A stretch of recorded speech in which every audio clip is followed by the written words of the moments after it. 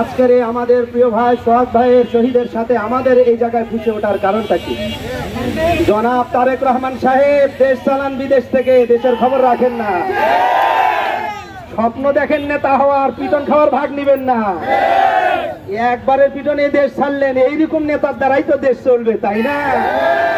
নিজের দলের কর্মীদেরকে থামানোর সাহস যার বুকের মধ্যে নেই, এ আবার দেশকে থামাবে কি করে? এমন পাগলদের কাছে দেশ দেওয়ার জন্য আবার জরিপ করে পত্রিকাওয়ালারা। এমন জ্ঞান পাপীদের কাছে আমাদের লজ্জা হয় কথা বলতে। খুব বিনয়ের সাথে বলতে চাই, শহীদ আবু সাঈদের রক্ত দিয়ে আওয়ামী লীগ সরকার হোলি খেলার কারণে তাদের যেমন এদেশ ছেড়ে দিল্লিতে ভেগে যেতে হয়েছে, বিএনপির তো ভাগার কোনো দেশও নেই, কারণ নেতা আগেই পট আউট। এই জন্য তোমরা আরো সাবধান হয়ে যাও। বঙ্গোপসাগর পাড়ি দিতে পারবে তো?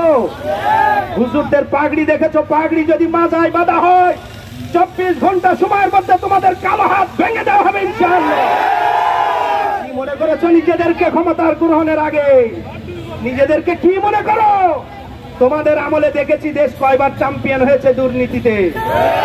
সেই স্বপ্ন দেখো না, ভুলে যাওয়ার সালের কথা। এখন 24 সাল পেরিয়ে 25, এখন সন্তান হয়েছে তার যৌবন কাল।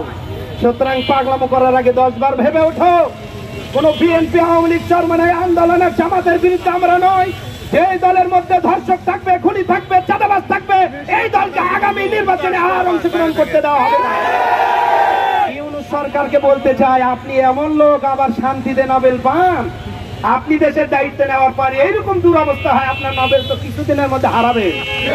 যান বাঁচাতে নিজে পদত্যাগ করে জাতীয় সরকারের অধীনে দেশটাকে দিয়ে আপনি ভাগেন, কারণ আপনার কত দূর দূর সব বোঝা হয়ে গিয়েছে। আপনাকে বারবার ইসলামী আন্দোলন ঐক্য কমিশনে আপনাকে আহ্বান করেছিল বিএনপি এবং অন্যান্য দলের পাগলামো থামান। আপনি মেয়ে মানুষের মতো জবাব দেন, একটা দলের কাছে আমরা ব্যর্থ। আপনি ব্যর্থতে দায়িত্ব আছেন কেন?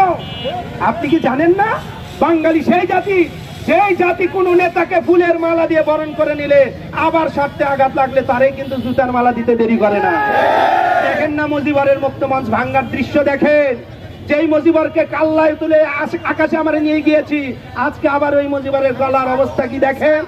এগুলি দেখে আপনারা শিক্ষা যদি না নেন তো কে আপনাদেরকে শিক্ষা দিবে? সুতরাং বিনয়ের সাথে অনুরোধ, আর কোনো বক্তব্য নয়, আর কোনো কথা নয়।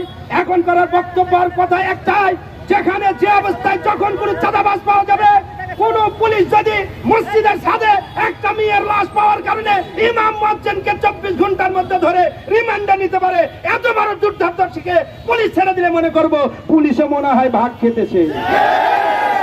আর যদি না পারো তাহলে কি কারণ? তোমাদের সামনের ভবিষ্যৎ কিন্তু অন্ধকার, এটা মনে করো না। এদের পা চাটলে তোমাদের ক্ষমতায়নে আবার আগামীতে রাখা হবে এই দায়িত্বে।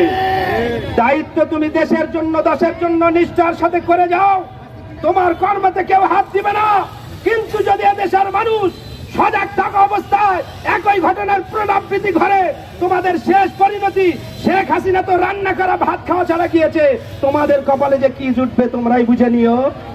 বাকিটা আমরা এত নিচে নামতে চাই না, কারণ একজন বিবেকবান মানুষ এই দৃশ্য দেখার পরও চুপচাপ থাকতে পারে না। কিন্তু কেন বিএনপির পক্ষ থেকে এখনো পর্যন্ত এর সমুচিত জবাব দেওয়া হলো না আমরা জানি না। তারা কি ক্ষমতার জন্য এতটা পাগল হয়ে গিয়েছে? তাদের জন্য ক্ষমতাইটা কি মূল দরকার ছিল? যদি ক্ষমতায় মূল হয় তাহলে এখনো তো সারা দেশে বিএনপির নেতা কর্মী বেশি, কালকেই তোমরা ক্ষমতায় বসে যাও। ভোট দেওয়ার দরকার কি, নোট দেওয়ার দরকার কি, এত কাহিনী করার দরকারটা কি?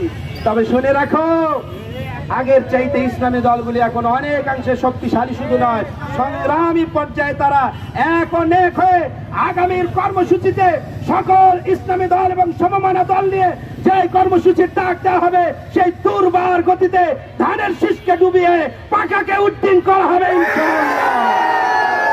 আর কথা না বাড়িয়ে আজকের এই ঘর্মগ্রস্ত অবস্থায়, গরমের মধ্যে আপনারা কষ্ট করে সোহাগ ভাইয়ের জন্য যে রাজপথে দাঁড়িয়েছেন, আল্লাহ তার শহীদি রক্তকে কবুল করে এদেশের স্বাধীনতার বীজকে বপন করার তৌফিক দান করুন, ইসলামকে রাষ্ট্রীয় ক্ষমতায় নেওয়ার তৌফিক দান করুন। ওয়া মা আলাইনা ইল্লাল বালাগ। আসসালামু আলাইকুম ওয়া রাহমাতুল্লাহ।